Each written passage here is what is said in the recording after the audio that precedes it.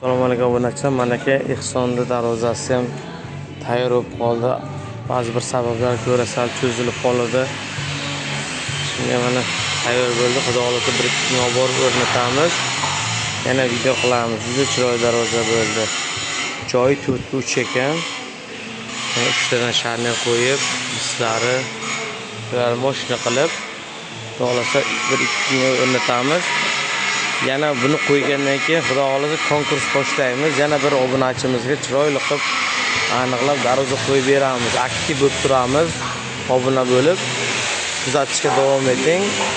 Videolarni tarqatib qo'ying do'stlaringizga. Xudo xolasa keyingi g'olib siz bo'lishingiz mumkin.